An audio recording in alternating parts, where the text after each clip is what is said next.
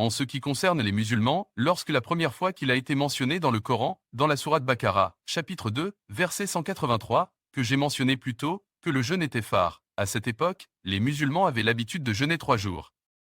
Dans un mois. Plus tard, lorsque le verset du Coran a été révélé de la sourate Baqara, chapitre 2, verset 185, que j'ai cité la deuxième fois, que le Ramadan est le mois au cours duquel le Coran a été révélé, et qu'il contient des conseils pour l'humanité, et qu'il contient des signes pour guider et juger le bien et le mal. Alors les musulmans, quand ils ont témoigné ce mois-ci, ils devraient jeûner. Alors, il est devenu phare pour les musulmans de jeûner tout le mois de Ramadan. Au début, ce n'était que 3 jours par mois, puis c'est devenu un mois complet, uniquement le mois de Ramadan. En ce qui concerne les choses qui rompent le jeûne, une des choses qui rompt le jeûne, c'est le rapport sexuel, même avec votre femme. Ainsi, auparavant, lorsque ce verset de la sourate Baqara, chapitre 2, verset 185 a été révélé, il n'a pas été mentionné en détail. Donc les musulmans à cette époque, ils avaient l'habitude de s'abstenir de rapports sexuels, s'approchant de leurs épouses pendant tout le mois de Ramadan, même de jour comme de nuit. Et c'était très difficile pour beaucoup de musulmans, beaucoup de sahaba. Et cela me rappelle une citation ou une incidence, qui est mentionnée dans l'un des commentaires du Coran. Si vous lisez le commentaire du Coran, le Qurtubi, volume 2, page 210. Il y est mentionné qu'Umar bin Khattab, qu'Allah l'agrée, des mois après avoir parlé avec le prophète, tard dans la nuit, il rentre chez lui. Et il a envie de coucher avec sa femme.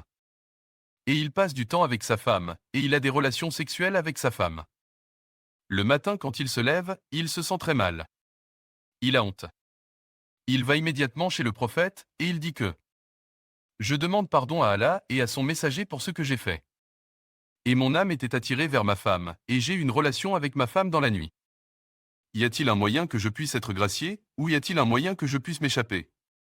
Alors le prophète a dit, est-il vrai que vous avez réellement fait cela? Il a dit, oui, prophète. Le prophète a été choqué. Comment Azra Omar, qu'Allah soit satisfait de lui, a-t-il pu faire une chose à ce moment-là qui était interdite? Il a dit, oui, messager d'Allah, je l'ai fait. Existe-t-il un moyen de me faire pardonner? Ainsi le prophète a dit, personne en dehors d'Allah ne peut donner l'ordre. Et allant du Liya, immédiatement après cela, le verset de la sourate Baqara. Le chapitre numéro 2, le verset numéro 187 a été révélé. Il est dit qu'il vous est permis pendant la nuit du jeûne de vous approcher de vos épouses. Et puis il est dit qu'ils sont vos vêtements et que vous êtes leurs vêtements. Cela signifie que vos femmes sont vos vêtements et que vous êtes les vêtements de votre femme. Et Allah dit que nous savons ce que vous faites en secret la nuit, mais Allah vous pardonne.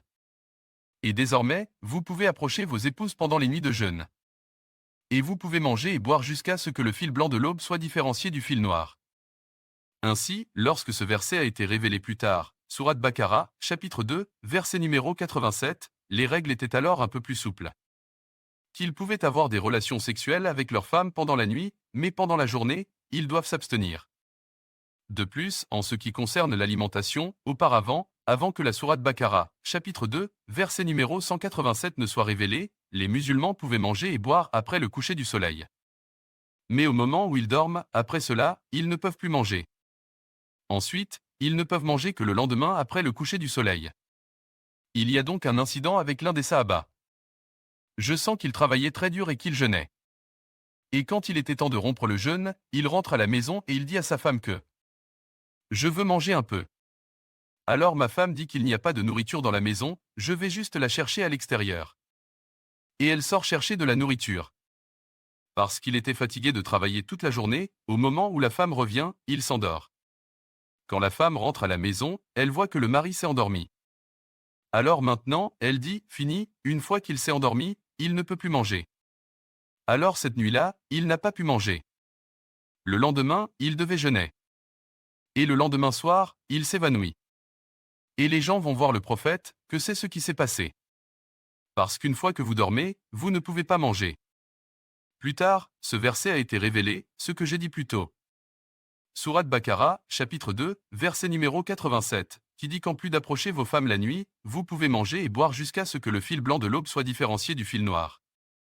Alors, les règles que nous suivons aujourd'hui, que le jeûne signifie que vous devez vous abstenir de manger, de boire et de vous nourrir, ainsi que de rapports sexuels, depuis l'aube jusqu'au coucher du soleil. Et avoir l'intention que nous devons être Allah, c'est un acte d'adoration. Voici donc l'histoire, comment nous avons finalement obtenu cela.